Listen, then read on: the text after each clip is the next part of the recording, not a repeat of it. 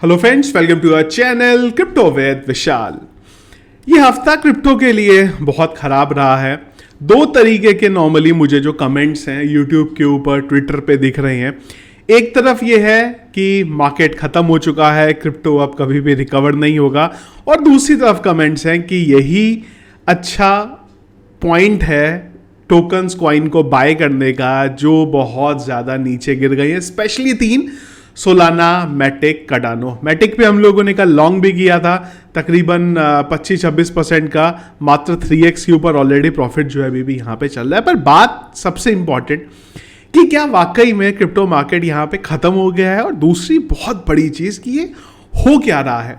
आप जानते ही होंगे, इसके बारे में हमने बात भी करी है। SEC ने बाइनेंस, कॉइनबेस, रॉबिनहुड, बहुत सारे नाम है, पर थोड़ा सा एक चीज समझने की कोशिश करते हैं कि SEC ऐसा कर क्यों रहा है।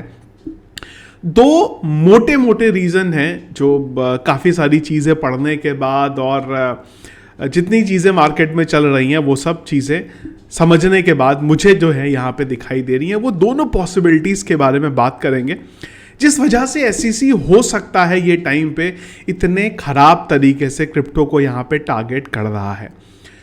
अगर आप मेरे से ये बात करते हैं कि कंडीशन कैसी है, कंडीशन बिल्कुल खराब है। पर क्या क्रिप्टो खत्म हो जाएगा, क्या बिटकॉइन खत्म हो जाएगा? कतई नहीं, वो कोई नहीं यहाँ पे कर सकता। पर हाँ, शिट कॉइन, कुछ ऐसे टोकन, कुछ ऐसे प्रोजेक्ट्स जो अभी तक किसी तरीके से चल रहे थे, सर्वाइव हो रखे थे, वो यहाँ पे बंद हो जाएंगे। जो मीन टोकन आए थे उनका वो खत्म होने के कागार पे आ जाएंगे।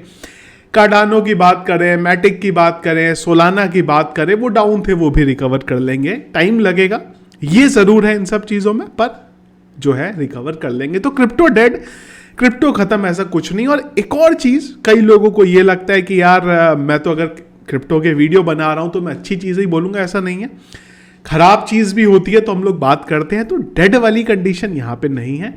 हाँ, चीज़ें थोड़ी सी खराब हैं, एक टाइम है, खराब टाइम है, और खराब टाइम की सबसे अच्छी यही बात होती है कि वो निकल जाता है।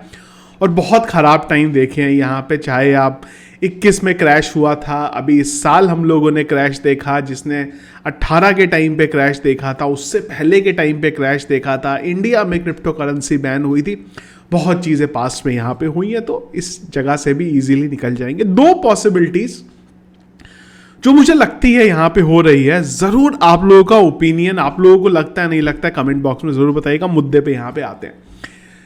पहली चीज है यहाँ पे US और चाइना। यहाँ पे अगर आपने ध्यान से चीजों को देख रहे हो तो ये जो महीना स्टार्ट हुआ है, इस महीने से पहले क्रिप्टो मार्केट में सारी पॉजिटिव अपडेट्स थी। मैंने भी आपको बहुत बार ये चीज बोली है कि हांगकांग क्रिप्टो को यहां पे रेगुलेट कर रहा है, क्रिप्टो को बोल रहा है कि इंस्टीट्यूशन को आओ मेरे पास। तो वहां से चीजें पॉजिटिव होती हुई हमें दिखाई देंगी। और एक और चीज, हांगकांग ऑफिशियल्स ने कॉइनबेस को और बाकी एक्सचेंजेस को भी ये बोली है चीज कि आप भी हमारे वहां आ सकते हो, लाइसेंस लो। ऑफिशियली ट्विटर पे भी उन्होंने ये चीज बोली है, उनके एक जो सदस्य हैं उन्होंने ये चीज बोली है। पर बात यह है कि इतने पॉजिटिव जब ये माहौल चल रहा था, सडनली इस हफ्ते में ऐसा क्या हुआ? तो एक चीज यहां पे ये भी हो सकती है कि हम लोगों, चाइना और US का हमेशा हम लोग देखते ही हैं कि अगेंस्ट में है। तो एक तरफ हांगकांग अगर ये सब कर रहा है तो उसका डायरेक्टली हम लोग जानते ही हैं कि वो चाइना से रिलेटेड है। तो या तो ये है कि US ये दिखाना चाह रहा है कि चाइना गलत कर रहा है, क्योंकि चाइना अगर किसी चीज को हाँ बोलता है तो US को उस चीज़ को ना ही बोलना है। वो हम लोग जानते हैं यहाँ पे, उसमें कोई भी ऐसा नहीं है कि मैंने आपको बहुत बड़ा कोई सीक्रेट यहाँ पे बता दिया। तो एक रीज़न जो है मुझे यहाँ पे ये लग रहा है कि शायद US चाइना के अगेंस्ट में जाके, क्योंकि चाइना ने हांगकांग के रास्ते क्रिप्टो करेंसी को स्टार्ट किया, तो US को लग रहा है कि नहीं यार, हमें अब इसके अगेंस्ट में जाना चाहिए। भाई साथ में नहीं जा सकते, दो पार्टी होती हैं, ऑपोजिट में होती हैं। सही होता है ना, तो जो दूसरी पार्टी होती है वो उसमें भी हमेशा यही बोलती है। आप किसी भी कंट्री में भी देख सकते हैं इस चीज को। और दो कंट्रीज, दो नेशंस जो आज की डेट में एक दूसरे के सबसे एक आप बोल सकते हैं कि एक दूसरे की जगह लेना चाहता है। चाइना US की जगह लेना चाहता है। हम लोग इतने दिनों से जो US में क्रैश हो रहे थे, इकोनॉमिक क्रैश हो रहे थे, उसके बारे में हम लोग बात कर रहे थे, और हमने कई बार इस चीज के बारे में बात की थी कि डॉलर गिरा तो नेक्स्ट ऑप्शन क्या हो सकता है वहां पे चाइनीज युआन एक ऑप्शन जो था वहाँ पे फिट बैठ रहा था इस चीज़ के लिए। तो इस केस में बहुत सही है यूएस का स्ट्रेटेजी कि भाई चाइना ने जो चीज़ स्टार्ट करी है उसको हम लोग यहाँ पे ना जाएंगे, उसके अगेंस्ट में जाएंगे। और चाइना अगर हांगकांग के रास्ते क्रिप्टो करेंसी लेके भी आना चाह रहा है तो हम हमारी कंट्रीज में एटलीस्ट उस चीज़ को नहीं होने देंगे। और हम जानते हैं यूएस हमेशा से, हमेशा का मतलब मैं पिछले एटलीस्ट 50 साल के बारे में बात करूं तो यूएस ने हमेशा डोमिनेट करा है। जो उसको चाहा है वो चाहे पावर के थ्रू हो या जैसा भी हो वो उसने करा। वही चीज़ एसईसी जो है यहाँ पे अभी कर रही है, क्रिप्टो एक्सचेंजेस के ऊपर धावा बोल रही है। एक पॉसिबिलिटीज मेरे अकॉर्डिंग ये हो सकती है और दूसरी पॉसिबिलिटी एक और भी हो सकती है कि अगर आप चीज़ों को थोड़ा समझेंगे ना तो ये सेकंड पॉसिबिलिटी भी आपको लगेगी और वो है FTX। हमने लूना का क्रैश देखा था, मार्केट गिरा था। हमने FTX का क्रैश देखा, मार्केट गिरा था। अब SEC का यहाँ पे क्रैश देख रहे हैं। आपको अगर याद होगा तो मैं ये जो है पुराने आर्टिकल्स हैं इधर की तरफ मैं आपको लेके जा रहा हूँ। FTX का जब क्रैश हुआ था तो FTX ने जो पॉलिटिशियन थे उनसे बोला था कि जो हमने डोनेशन दी है वो आप हमें वापस करो। एक लिंक ये भी बैठा था कि गवर्नमेंट को इलेक्शन के टाइम पे भी FTX ने अच्छा खासा डोनेशन वहां पे दी थी और उस डोनेशन की वजह से ही वो पॉलिटिकल रिलेशनशिप बड़े होने की वजह से ही FTX ने इतनी जल्दी ग्रो करा और एक टाइम पे दुनिया के टॉप 3 एक्सचेंजेस में से FTX बन गया था। फड जरूर क्रिएट हुआ पर उसके बाद हम लोग जानते हैं FTX का नामो निशान जो था खत्म हो गया था। मैंने वर्ड यहाँ पे ये यूज़ नहीं किया खत्म हो गया, मैंने बोला खत्म हो गया था। वो स्टोरी इसके बाद की है। या यहाँ पे एक और एंगल भी देखने को मिल रहा है और अगेन कमेंट बॉक्स में ज़रूर बताइएगा, हो सकता है शायद मैं गलत हूँ। एक और चीज़ ये भी है कि SEC यहाँ पे सारे एक्सचेंजेस को पकड़ रहा है। उसमें सबसे ऊपर है बाइनेंस और कॉइनबेस और दोनों आज की डेट में टॉप 2 एक्सचेंजेस हैं। एक और थ्योरी ये भी है यहाँ पे कि FTX 2.0 आने वाला है, यहाँ पे 2.0 आने वाला है। और क्या FTX को फिर से स्टार्ट करने के लिए ये चीज़ हो रही है। SEC बार बार ये बोल रहा है कि आपने हमारे वहाँ पे एक्सचेंजेस को प्रॉपरली रजिस्टर नहीं करा है, रूल्स हैं हमारे, आप उनको नहीं मान रहे हो। आप टोकन्स को, खैर सिक्योरिटी की बात हम लोग करें तो वो तो चलिए अलग है, उसके लिए तो एक्सचेंजेस बोल सकते हैं कि भाई हम लोग डीलिस्ट कर देंगे यहाँ पे। पर उसके अलावा डीलिस्ट के अलावा भी और भी कई सारी चीज़ें हैं जो इन दोनों एक्सचेंजेस के ऊपर मोटे मोटे तौर पे यहाँ पे लग रही हैं। और अगर ये एक्सचेंजेस हटते हैं, कुछ ऐसा होता है और वो टाइम पे यूएस FTX को फिर से लेके आता है और उसको पॉलिटिकल लेवल पे सपोर्ट करने लगता है तो FTX ही ऐसा एक्सचेंज बनेगा खत्म होने के बाद भी। और यूजर्स का ट्रस्ट वहां पे आ सकता है कि अगर दोबारा बैकडोर पे कुछ इस चीज़ के बारे में हो। तो ये दो चीज़ें बहुत इंपॉर्टेंट है और ये FTX वाला भी रीज़न होता हुआ हमें दिखाई दे सकता है क्योंकि FTX का हमेशा से, अगर हम US की बात करते हैं तो जो पॉलिटिशियन है, पॉलिटिकल पार्टी है, चाहे वो पावर में हो चाहे वो ना हो, उनको मोटा मोटा जो पैसा है, उनको फंडिंग की बात करें, वो चीज़ें FTX की तरफ से गई हैं। और वो शायद इसीलिए गई हो कि जब उन पार्टीज को ज़रूरत पड़े तो FTX वहाँ पे स्ट्रांगली खड़ा हो, लेकिन वो नहीं हो पाया और FTX वहाँ से ख़त्म हो गया। तो यहाँ से हो सकता है कि आने वाले टाइम में हमें FTX वापस आता हुआ फिर से दिखाई दे और स्ट्रांगली आता दिखाई दे। और उसके पीछे अगर ऐसा होता है तो क्लियर कट SEC होगा जिसने ये सारे के सारा पहले रास्ता पूरे का पूरा साफ किया और उसके बाद FTX को वापस वो यहाँ पे लेके आ गया।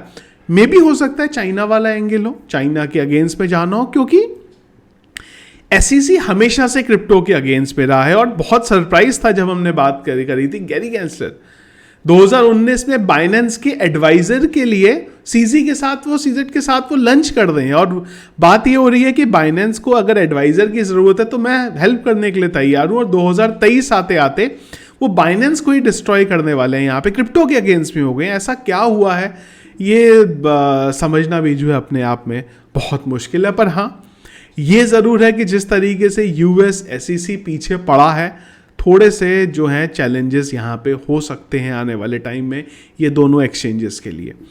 वीडियो के शुरू में मैंने एक चीज़ और बोली थी आपको और वो ये था कि हांगकांग ऑफिशियली अब इस चीज़ को ट्विटर पे डाल के भी जो एक्सचेंजेस के ऑफिशियल्स हैं उनको बोल रहा है कि आप हमारे वहाँ जाओ, आप हमारे वहाँ आके अपने लाइसेंस लो, हमारे वहाँ आके चलाओ, हम बराबर चलने देंगे। और वो हम लोग जानते ही हैं क्यों है, वो सारा का सारा चाइना की वजह से है।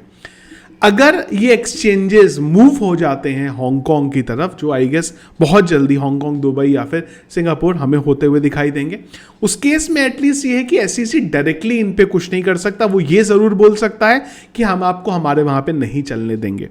जब तक बाइनेंस पे कोई चीज़ नहीं आती ऑफिशियली, बाइनेंस यूएस हालात जो हैं शायद वो एंटिटी बंद होती हुई हमें दिखाई दे, उस वजह से भी एक इम्पैक्ट हमें देखने को मिल सकता है। लेकिन जब तक बाइनेंस है तब तक इतना बड़ा कोई फंड यहाँ पे नहीं है। पर हाँ, सिचुएशन जो है वो थोड़ी खराब यहाँ पे ज़रूर है। बिटकॉइन पे उसका इम्पैक्ट इतना बड़ा हमें देखने को नहीं मिला, वो हम लोगों ने देखा। लेकिन ऑल्ट कॉइन्स यहाँ पे धराशायी हुए हैं, 10-10, 12-12% रिकवरी यहाँ पे आ रही है। सोलाना रिकवर कर रहा है, कार्डानो रिकवर कर रहा है, मैटिक भी रिकवर कर रहा है। पर अभी आने वाले जो कुछ टाइम रहेंगे, एटलीस्ट 2-3 हफ्ते रहेंगे, वो थोड़े से क्रिटिकल जो है हमें होते हुए यहाँ पे दिखाई दे सकते हैं। जून के महीने में हमने सोचा था हांगकांग में जब ये सब ऑफिशियली चीज़ें चलेंगी तो इंस्टीट्यूशन आएंगी, चीज़ें अच्छी होंगी, लेकिन एसईसी ने आके वो सारी की सारी चीज़ों को ख़राब कर दिया और बिटकॉइन को उसी 25,000 के जोन पे ले आया, जहाँ से हम लोग सोच रहे थे कि शायद बिटकॉइन यहाँ पे निकल जाएगा। आने वाला टाइम हो सकता है कि थोड़ा सा ख़राब रहे। और ये 2 पॉसिबिलिटीज़ मुझे पर्सनली लगती हैं एसईसी के क्रिप्टो पे सडनली इतना बड़ा अटैक करने के पीछे। वो दोनों मैंने आपको बताई। आप लोगों का क्या ओपिनियन है, क्या आप लोगों को लगता है, ज़रूर मुझे एक बार कमेंट बॉक्स में बताइएगा। एक बार मार्केट का हालात जाते जाते देख लेते हैं।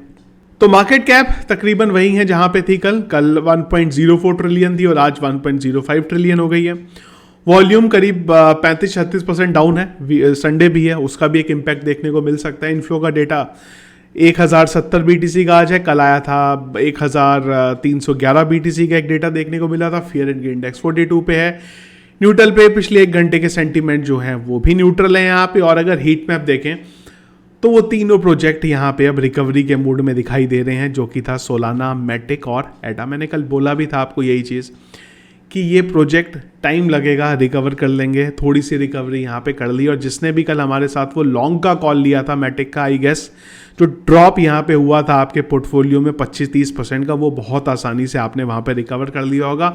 और वो हम लोगों ने 3x पे लिया था। और जिसने थोड़ा ज़्यादा लिया होगा तो उसको आई गेस 50-60x का जो 50-60 का भी प्रॉफिट जो था वो वहाँ पे देखने को मिला होगा। तो इस अपडेट आप लोगों के जो भी ओपिनियन होंगे वो ज़रूर बताइएगा। और अगर आप फर्स्ट टाइम मेरा वीडियो देख रहे हो, अभी तक टेलीग्राम को ज्वाइन नहीं किया, ज़रूर ज्वाइन कर लीजिए, क्योंकि जो भी अपडेट होते हैं क्विकली मुझे देने होते हैं वो हम लोग टेलीग्राम के ऊपर ही डिस्कस करते हैं। सब कुछ फ्री ऑफ कॉस्ट है, किसी चीज़ का भी कोई भी चार्ज नहीं है। ये था इस वीडियो, पसंद आया आपको, इसको लाइक और शेयर जरूर कीजिएगा। चैनल में अगर आप नए हैं, फर्स्ट टाइम वीडियो देख रहे हैं, ज़रूर चैनल को सब्सक्राइब कर लीजिएगा। Thank you friends.